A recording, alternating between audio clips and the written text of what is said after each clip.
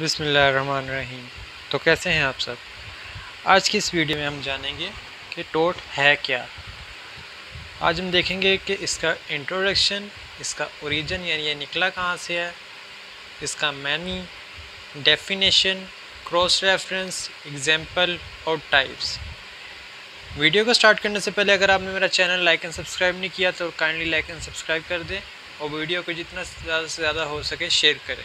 तो चलें स्टार्ट करते हैं। सबसे पहले देखेंगे हम इसका इंट्रोडक्शन। तो इंट्रोडक्शन में क्या कहा गया जी, wrongs can be classified into two kinds. One kind is civil wrong and other kind is criminal wrong. The wrongs which are less serious in nature are categorized as private wrongs and are termed as civil wrongs. On the other hand, wrongs which have more serious effect are categorized as public wrongs and they are termed as crimes. A tort is a civil wrong. वो कह रहा है कि जी गलतियों की दर्जाबंदी जो है वो दो इकसाम में की जाती है। एक किस्म को दीवानी गलती कहा जाता है और दूसरी को फौजदारी गलती कहा जाता है। गलतियां जो नौयत या फितरत में कम तशवीशनाक हों इनकी दर्जाबंदी बतौर निजी गलतियां की जाती है और इनको दीवानी गलतियां कहा जाता है। दूसरी तरफ गलतियां जो ज़्यादा शदीद असरात रखती हैं इनकी दर्जाबंदी बतौर अवामी गलतियां की जाती है और इनको जुराइम कहा जाता है। एक फेल बेजा दीवानी गलती है यानी टोट जो है ये सिविल रॉन्ग है, ये क्रिमिनल रॉन्ग में नहीं आता। उसके बाद क्या कह रहा है जी, टोट is traditionally one of the core basic required course in the law school. The subject of टोट is civil law suits in which one person alleges that an other person perpetrated some harm, personal injury, medical malpractice and defamation are the subject of the tort. The subject matter of tort is broad and fundamental. वो क्या कह रहा है जी, वो कह रहा है जी टोट जो है ट्रेडिशनली रवायती तौर पे जो है एक बेसिक कोर एलिमेंट है लॉ स्कूल में। इसके सब्जेक्ट मैटर क्या है जी, एक शख्स जो है दूसरे पे, एलिजिस का मतलब होता है इल्ज़ाम लगाना, डैट जो दूसरे बंदे ने क्या किया है, परपेट्रेटेड सम हार्म, पर्सनल इंजरी, यानी उसकी वजह से दूसरे बंदे की वजह से उससे एक इंजरी हुई है यानी ज़ख़म मिला है, या माल प्रैक्टिस होता है बददियानती की वजह से, या उसकी वजह से डेफामेशन होता है किसी को अपना डीफेम करना।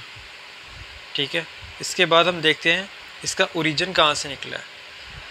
अच्छा जी, वो कह रहा है द वर्ड टोट date back to middle English where it mean a wrong और एन इंजरी। जो टोट का जो है वो है डेट बैक मिडल इंग्लिश से निकला है। इसका मतलब क्या था, रॉन्ग और an injury. The word with its meaning came to English Middle English by way of Old French from the medieval letter totem. The word was produced as the past participle of torquer, which means to twist. ये MCQs आ चुका है कि torquer का क्या मतलब है, इसका मतलब है twist, और अगर अकेला टोट का मतलब पूछा जाए तो उसका मतलब होता है wrong और injury। इसका क्रॉस रेफरेंस है सेक्शन 9 ऑफ CPC 1908। इसमें आपको बताया गया है कि how to civil suit filed. इसके बाद इसकी डेफिनेशंस हैं। A civil wrong other than breach of contract for which remedy usually in the form of damages. टोट is a civil wrong independent of contract for which remedy in common law is an action for damages.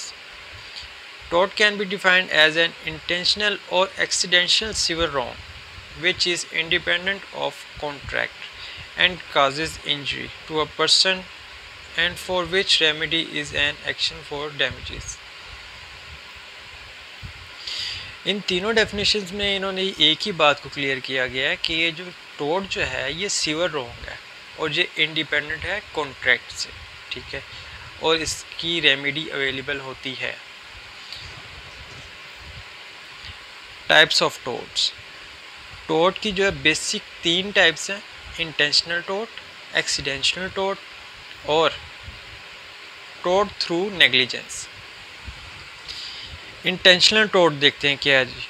Intentional टोट is any intentional act which cause foreseeable damage to a person. For example, if person intentionally pushes another person to mirror and this pushed person suffer injuries on her face, such pushing is an intentional tort.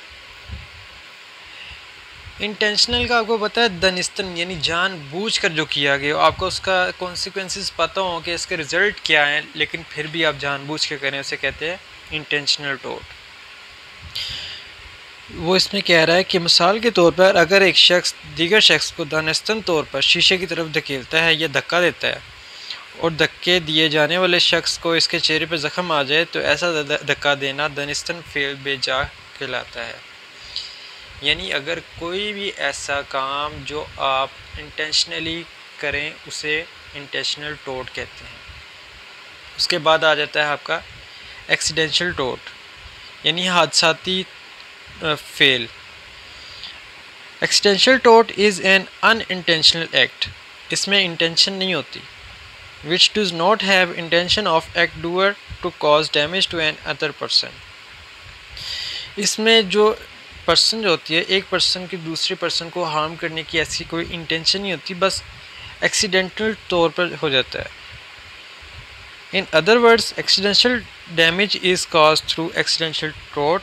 For example, इसकी एक मिसाल इन्होंने दी है, if a person makes a fire from his gun, कि अगर एक शख्स अपनी गन से फायर करता है but the gun is burst during fire, लेकिन जो गन है वहाँ वो फट जाती है। एंड अ पर्सन वो इज़ प्रेजेंट नियर बाय, और जो शख्स वहाँ पे पास खड़ा होता है is injured due to bursting of the gun, और वो ज़ख्मी हो जाता है उस गन के फटने की वजह से, तो then causing of such injury is accidental टोट। तो ऐसी काज या ऐसी वजह को एक्सीडेंशियल टोट का नाम दिया गया, यानी हादसाती जो फेल है। इसके बाद आपका आ जाता है टोट थ्रू नेग्लिजेंस। टोट थ्रू नेग्लिजेंस में क्या आ जाता है, जब आप लापरवाही की वजह से किसी को नुकसान पहुंचा देते हैं, अपनी लापरवाही की वजह से। देखते हैं क्या कहना चाह रही है।